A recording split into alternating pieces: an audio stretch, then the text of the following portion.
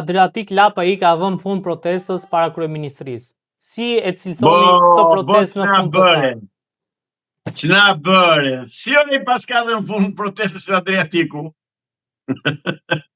Pa ai sikur premtoi që tek pull do kundërshtonte të kryeministrin, bëri dhe debat të ashpër shumë, të egër me kryeministrin. Këta janë njerëz të kontrolluar direkt nga politika, nga kryeministri dhe Sa avokat Lapaj protestoi 3 muaj, ndeti aty para kryeministrisë, ndryshe nga shumica e shqiptarëve që s'dalin nga shtëpia. Ç'do më thënë ajo që ndjenjë 3 muaj, kush e pagoi? Ideali. Dhe tani të vazhdoj ideali. Po kush dëgjoj zotëri? Nuk ka. Se ju mendoni se ka qenë stisur si protestë, avokat?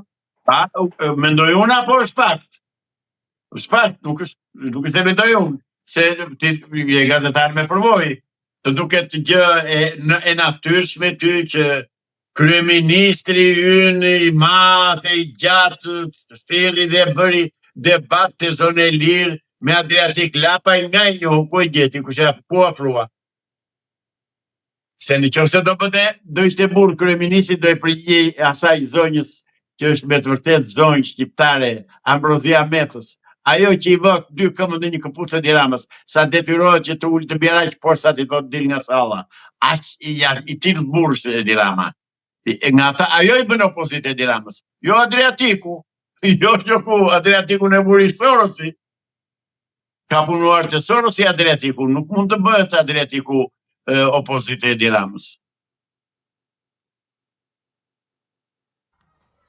Avokata, ka shumë gazetarë si Ambrozia që i flasin troç kryeministrit, ashtu si ndoshta duhet folur me një zyrtar që nuk je përgjigje? Kam parë dhe një gazetar tjetër, nuk kujtohet emri tani, po Ambrozia Meta është perfekte gazetare e mirë fillt. Është gazetare në kuptimin e plot të gazetarisë. Prandaj dhe e pengon ai pallosh i gjatë, se i thot mirë, Belinda që i thot pallosh. Se s'ka, se është dhe idiot. Vetëm dhe gomarllë që të tilla kundërshton publikisht nxjerr gazetaren jashtë sepse nuk është gjendje të jap përgjigje. Ky është gomarllë kujtia. Ose atë ai politikan s'është, ai është një sharlatan, një dallkauk që di vetëm të jap urdhra, të bindin ata semenët që ka rreth rrotull vetes. Kaq është ai, s'është politikan ai, se ka iden fare. Ai e vetmja me të cilën duhet të bënte debat, por që s'ka se si debaton me të, sepse ai ishte i lërosur me mut të koket e këmët, është që ishte ajo gazetare që do debatonte me të dhe do dilni në një të mesme të përbashkët. Mirë po me Ambrozia nuk i bëhet shaka, se ajo i kërkon ato që ai si vendos. Ajo i kërkon ato përgjigje që ai nuk është në gjendje të jap përgjigje. A mendoni që duhet që gazetarët dhe po themi shoqëritë mediatike të ndryshme të ishin solidarizuar me Ambrozia Metën? Se bëjnë dot, se po të bëjnë gjithë tillë pushojmë nga puna, se median e ka Edi Rama në dorë. Urdhëro, shkojmë tek report televizion. A e pushoi këtë Gjirokastritin gazetarin? E pushoj nga puna, pse? Çfarë? Sumuar vesh. Ata ndërkombëtarët janë spiropalër të tërë. Janë ashtu Tauland Ballër të tërë, janë Edi Ramër të tërë. Zotëri, po që po mbeti puna që të na zgjidhin problemet ndërkombëtarët mirë neve. Po ne ashtu kemi mbetur. Ne kemi mbetur për të tallur, për të nëpërkëmbur, për të shtyrë, për të pështyr, për të shkelur, për të përbuzur në mënyrën më të egër dhe më të poshtër, më të ulët të mundshme, që diskuton që janë ndërkombëtarë, sepse po flitet shumë ndërkombëtarët dhe media këtë punë bën. Këtyre që janë? UFO janë? Ndërkombëtarët kanë adresë, kanë zyrë, kanë emër, kanë biemër. Përfaqësojnë diçka, përfaqësojnë dikë. Pse citoni me emra? Po thoni fjalën ndërkombëtarët. Ndërkombëtarët është UFO, shoku. Kaq është fjala ndërkombëtarët, UFO, as më shumë as më pak. Zoti Islami, ka ardhur koha që të ketë një lloj, po themi, ndryshimi në Shqipëri në aspektin e mënyrës se si votohet, pra reforma elektorale të jetë që t'ju jap shanse të barabarta për të gjithë dhe të votohet mos ketë deformim të votës së shqiptarëve, dhe sa e realizueshme është kjo në Shqipëri me kryeministrin Edi Ramën? Është e parealizueshme me këdo kryeministrin që të kesh në Shqipëri nga këto forca politike që janë sot në fushën politike shqiptare. Është e parealizueshme. Asnjë nga këta s'ka interes që të bëjnë interes ashtu zgjedhje të lira dhe të ndeshme. Asnjë nga këta s'ka interes që të ikin nga karrikja. Unë u them shqiptarëve, në qoftë se ne nuk përmbysim komplet këtë kast politike që ka uzurpuar parlamenti shqiptar, nuk kemi gjë në terezi, jemi të vdekur e të pambuluar, jemi të shitur, jemi të shkelur, po na shkel i ligu, po na shkelen gjyqtarë e prokuror të korruptuar, po na shkelin gjyqtarë dhe prokuror që janë në dispozicion të diktaturës, jo të drejtësisë. Mos e quani gjë të vogël daljen në skenë të një prokurori, prokuroruci, po e quaj atë që ke në prokurorinë e përgjithshme, sepse fatkeqësisht si ai janë shumë. Dhe erdhat e prokurorët për arsye se që ata janë që po e mbajnë në pushtet Edi Ramën. Prokurorët dhe gjyqtarët.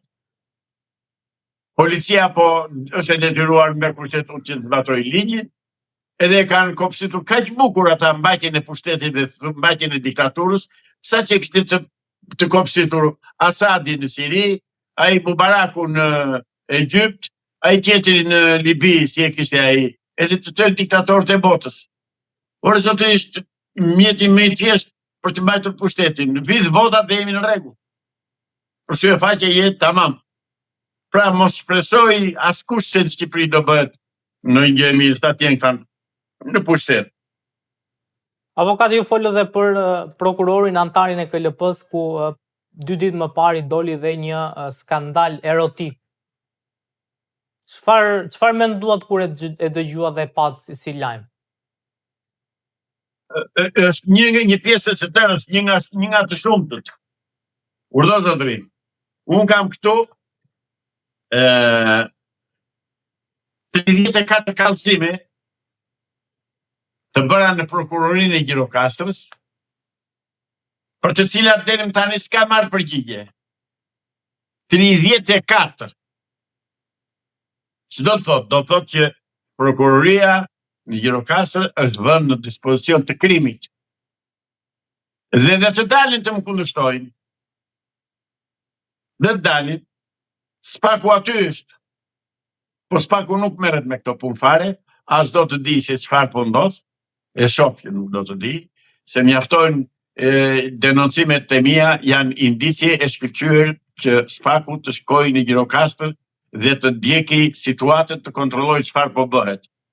Unë kam kërkuar që në gjyqjet tona në Gjirokastër të marr pjesë një nga të dërguarit e spakut, s'vjen njeri.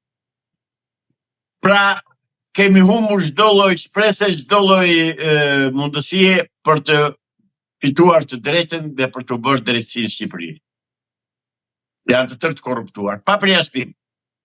Kanë futur prokurori, ca prokuror ka që gjëja më mirë, më saktë që din të bëjnë është që të kërcasin ato takat në gjykate dhe në prokurori, dhe asnjë gjë më tutje.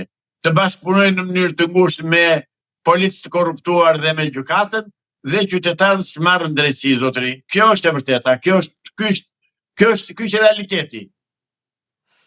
Avokat, dalin të më kundërshtojnë.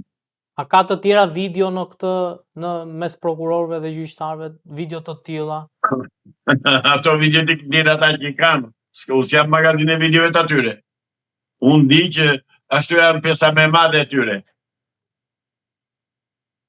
Unë kam thënë, po e çove gruan sekretare të gjyqtarit, të prokurorit, jo gjyqtarit, të prokurorit, të ministrit, të zotëministrit, të kryetarit bashkisë, e më thash se ke më gruan të ndeshte atia. U vërtetua kjo nga tradhtia që i bëri Arben Ahmetaj të shoqes tij dhe mori sekretare. Jeton me të. Kaq e thjeshtë. Mua më mjafton një shembull për të nxjerrë konkluzion për të gjithë politikën shqiptare. Një vetëm.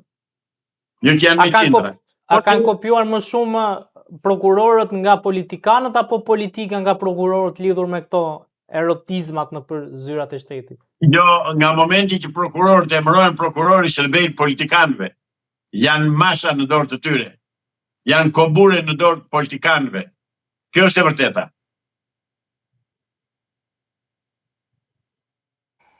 Zoti Islami, çfarë masash duhet marrë ndaj tyre prokurorëve? Duhet marrë masa ndaj klasës politike, jo ndaj prokurorëve, ata janë vegla. Duhet marrë masa ndaj atyre që i emërojnë këta prokurorë. Po ata që emërojnë këta prokurorë janë si këta prokurorë. Pra s'ka zgjidhje. Thash, vetëm përbysje e kësaj klase politike shpëton Shqipërinë. Të qërohen të 140 deputet që janë andej, të zhduken Avaljedheu.